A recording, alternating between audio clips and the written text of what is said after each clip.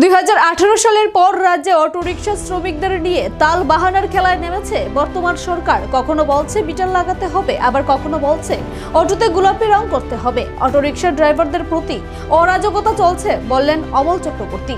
August মাসের 25 তারিখের পর বাইরের কোনো অটো শহরে প্রবেশ করতে পারবে না, এমনই এক সার্কুলার জারি করেছিল পরিবহন মন্ত্রী। তারই পরিপ্রেক্ষিতে পাশাপাশি বিভিন্ন দাবি নিয়ে Tripura autorickshaw workers union Tripura রাজ্য কমিটির উদ্যোগে সোমবার পরিবহন দপ্তরের যুগ্ম অধিকর্তার নিকট স্মারকলিপি প্রদান করা হয়। স্মারকলিপি অধিকর্তার নিকট তুলে দিলেন অমল চক্রবর্তী। স্মারকলিপি প্রদান করা শেষে সংবাদ মাধ্যমের মুখোমুখি হয়ে শ্রী চক্রবর্তী কি বললেন আমরা শুনব। অটোরিকশা ওয়ার্কার্স ইউনিয়ন, এই অটোরিকশা ওয়ার্কার্স ইউনিয়নের ডাকেই আমরা আজকে এই ডেপুটেশনে এসেছি। আমরা লক্ষ্য করছি 2018 সালের পর আমাদের রাজ্যে অটো শ্রমিক, এই রিক্সা শ্রমিকদের নিয়ে সরকার সম্পূর্ণ তালবাহানার খেলায় নেমেছে। কখনো বলছে মিটার লাগাতে হবে, কখনো বলছে গোলাপি কালার করতে হবে, কখনো বলছে এই রাস্তায় চলা যাবে না। ওদের উপর স্টিম রোলার চালিয়েছে। অথচ ওদের যে সমস্ত ফি, ইন্স্যুরেন্স ফি থেকে শুরু করে লাইসেন্স ফি সমস্ত বাড়িয়ে দিয়েছে, কিন্তু সেই তুলনায় কোনো স্ট্যান্ড নেই, কোনো নিয়ম নীতি নেই। সম্পূর্ণ অরাজকতা চলছে এই অটোর সেখানে ড্রাইভারদের প্রতি। কিন্তু এরাই কিন্তু এই সরকারের যারা আজকের কর্তা ব্যক্তি, তারাই কিন্তু একদিন 2018 সালের আগে বলেছিল যে আমরা যদি সরকারে আসি অটো শ্রমিকদের জন্য এমন নিয়ম চালু করব যাতে তারা আর ভাত খেয়ে না খেয়ে মরতে হবে না। কিন্তু সম্প্রতি যে সার্কুলার দিয়েছে তারা, যে এবং আজকে 25 তারিখ বলছে 25 তারিখের পরে বাইরের কোনো অটো শহরে ঢুকতে পারবে না।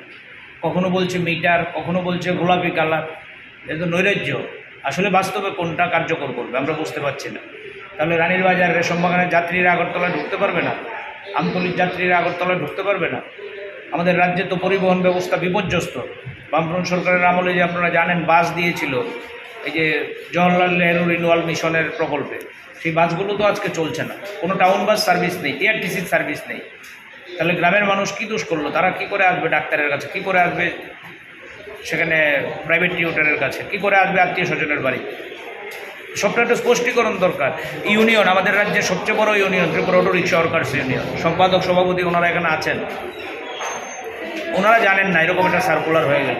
এমনকি শাসক দলের যে বিএমএস, ওনারা পর্যন্ত জানেন না সার্কুলার হয়ে গেল। তাহলে শ্রমিক সংগঠনগুলো আছে, সরকার কথা বলবে না শ্রমিক সংগঠনগুলোর সাথে? যাত্রী সাধারণ আছে, যাত্রীরাই তো অটো সার্ভিসকে বাঁচিয়ে রেখেছে, যাত্রীদের সাথে কোনো কথা নেই।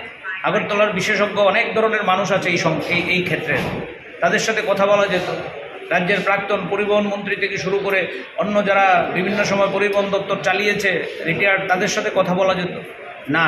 একরোখা সিদ্ধান্ত, সম্পূর্ণ একরোখাভাবে একটা সার্কুলার দিয়ে দিচ্ছে কদিন পর পর। আমরা এই মিটার নিয়ে এর আগে রাজ্যের পরিবহন মন্ত্রীর কাছেও গেছি। পরিবহন মন্ত্রী বলছে আমরা তো এটা জানি না, এটা তো আমার আমলের ঘটনা না। তাহলে আমল কোনটা? এটা তো বড় কথা না। বড় কথা হচ্ছে শ্রমিকরা তো লাঞ্ছিত হচ্ছে, বঞ্চিত হচ্ছে, তাদের পকেটের পয়সা যাচ্ছে।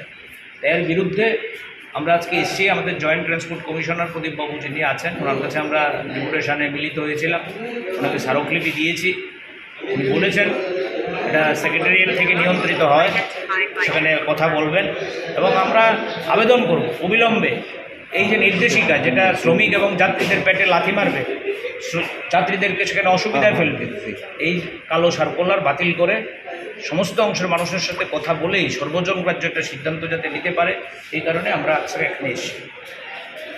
একটা জিনিস দেখা যাচ্ছে যে সরকার সার্কুলার জারি করেছিল যে এই রিক্সাগুলো বিক্রি বন্ধ রাখা লাগে, মেন রোডে রাখা, কিন্তু প্রতিনিয়ত দেখা যাচ্ছে রোডে গাড়ি নামছে। সেদিকটা কি, এই বিষয়টা নিয়ে আপনারা দেখছেন এই সরকারের তো কোনো নিয়মের বালাই নেই দেশে, কোনো নিয়ম নীতি নেই কোনো ক্ষেত্রে না, শুধু পরিবহন ক্ষেত্রে না। ওই শুনলাম পরিবহন ক্ষেত্রে লাইসেন্স নাকি দোকানের মধ্যে পাওয়া যায়, রাস্তার রোড লাইসেন্স, আমি শুনছিলাম, পয়সা দিলেই সব মিলে। এই তো চলছে অনিয়মের আগ্রা তো এই সরকার। শুধু এই অনিয়মের বিরুদ্ধেই তো আমরা এখানে এসেছি। কিসের সার্কুলার? কদিন পর পর একটা সার্কুলার